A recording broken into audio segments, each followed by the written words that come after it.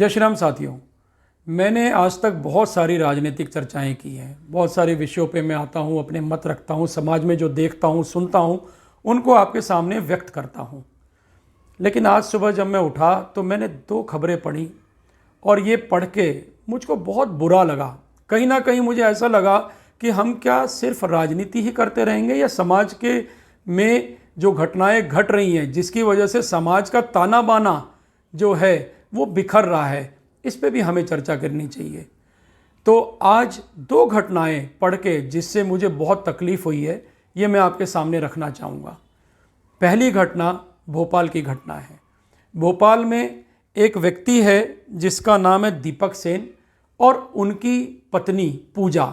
इन दोनों को भोपाल की पुलिस बस स्टैंड से अरेस्ट कर लेती है। अब आप पूछेंगे इनका जुर्म क्या था। तो जो इन्होंने जुर्म किया वो इतना हृदय विदारक है कि मुझे बताने में भी शर्म आ रही है, लेकिन इनको करने में शर्म नहीं आई।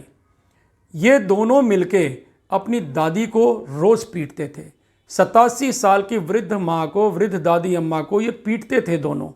और किस बात पे पीटते थे कि दादी बहुत बीमार रहती थी। जैसा इन्होंने पुलिस डिस्क्लोजर में बताया कि दादी बीमार रहती थी और हमसे समय समय पे खाना मांगा करती थी, हमें परेशान करती थी।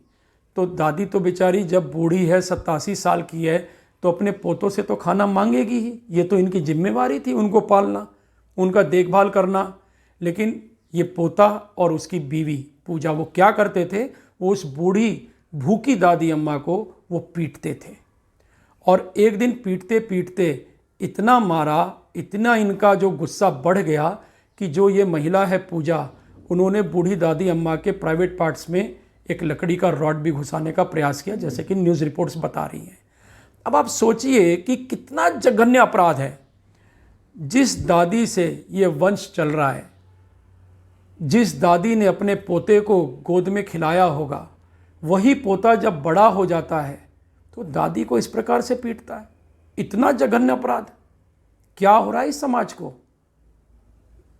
ये पहली घटना। दूसरी घटना वाराणसी की है।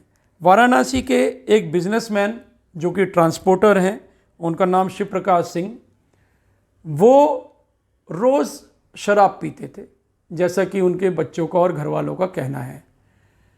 बच्चे जो थे 12 साल और 15 साल के उनके बच्चे, उनको शिव प्रकाश सिंह बोलते हैं कि भाई आप दोनों हेयर कट करा लीजिए, होली वाले दिनों बोल के चले जाते हैं।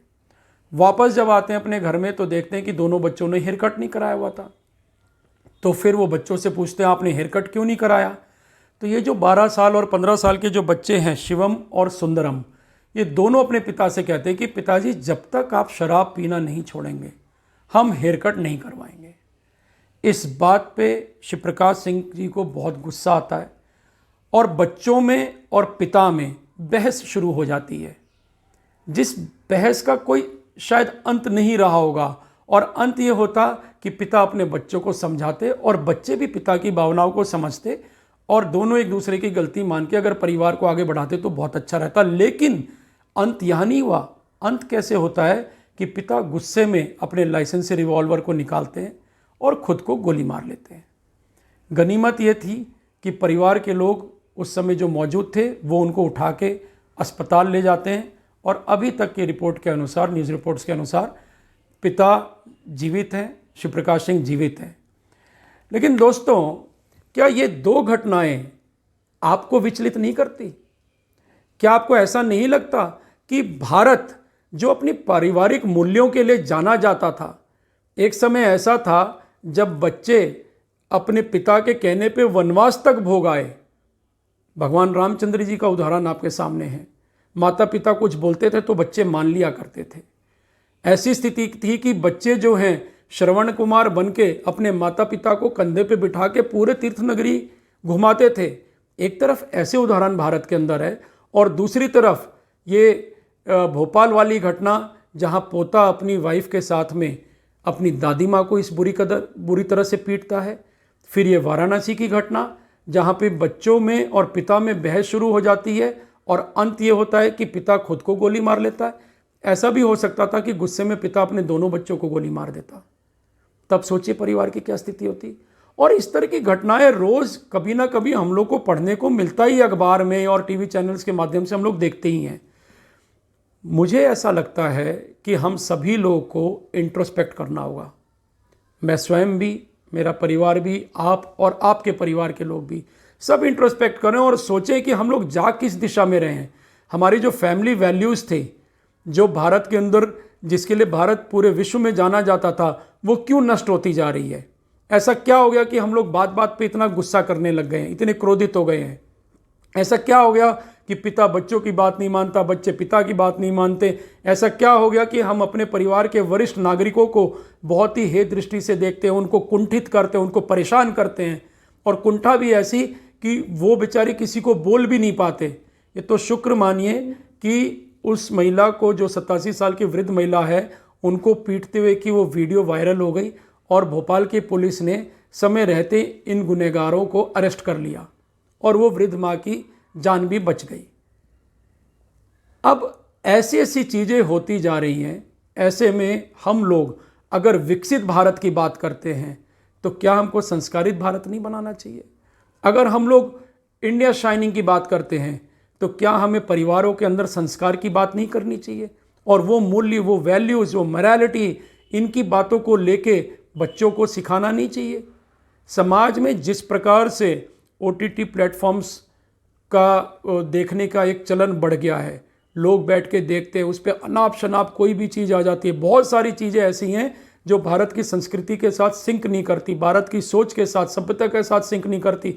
हम उसको भी बार बार देखते हैं। अच्छा, कई लोग तो ऐसे हैं जो उसको क्रिटिसाइज भी करेंगे और देखेंगे भी। सुबह से शाम तक हम लोगों पे जो एक तरह से पाश्चात्यकरण का जो एक कुप्रभाव बढ़ता जा रहा है, उनके जो नेगेटिव चीज़ें हैं वो हम अडॉप्ट कर रहे हैं, लेकिन उनकी पॉजिटिव चीज़ों को हम अडॉप्ट नहीं करते। मेरे कहने का मतलब ये नहीं है कि हम मॉडर्न ना बने, लेकिन हम वेस्टर्न बनने के चक्कर में अपनी सभ्यता, अपनी चीज़ों को भूल जाएं, ये गलत है। दोस्तों, हम सभी लोग अपने परिवार के लिए, अपने समाज के लिए पॉजिटिव थिंकिंग के साथ आगे बढ़ें, अच्छी बातें करें, वरिष्ठ जन जो हैं उनका हर हाल में हम सम्मान करें। भगवान राम का उदाहरण हम अगर देखते हैं तो आप देखिए उनको क्यों हम लोग आदर्श मानते हैं, क्योंकि माता कैकेयी ने, उनके पिता राजा दशरथ जी ने इतनी बड़ी बात कह दी कि आप 14 साल का वनवास काट के आइए, तब भी उनके माथे पे शिकन नहीं हुई। यहाँ तो पिता अगर बोलता है कि बच्चों बाल काट लो तो बच्चे विरोध करने लग जाते हैं। पिता बोलता है कि बेटा मोबाइल का फ़ोन छोड़ दो, मोबाइल फ़ोन देखोगे, वीडियो गेम्स खेलते रहोगे तो आपको नुकसान हो जाएगा। ऐसे में बच्चे जो हैं इतने वायलेंट हो जाते हैं कि वो अपने पिता से, माता से लड़ने लग जाते हैं। ऐसे बहुत सारी घटनाएं न्यूज़ रिपोर्ट्स में आती रहती हैं। तो हम सबको इस पे विचार करना चाहिए और समाज को, देश को और परिवार को, सबसे इम्पॉर्टेंट है अपने परिवार को अच्छी शिक्षा, अच्छी दिशा हम सब मिलकर दें। दोस्तों, मुझे लगा कि ये विचार मैं आप सबके समक्ष रखूं, ये बहुत ज़रूरी है हम सबके लिए, हमारे परिवार के लिए। इसीलिए मैंने ये स्टोरी आपसे साझा की। यदि आपको हमारी स्टोरी पसंद आई हो तो आप हमारी स्टोरी को लाइक करें, शेयर करें और हमारे चैनल भारत मांगे जवाब को ज़रूर सब्सक्राइब करें। जय हिंद, जय भारत, जय श्री राम।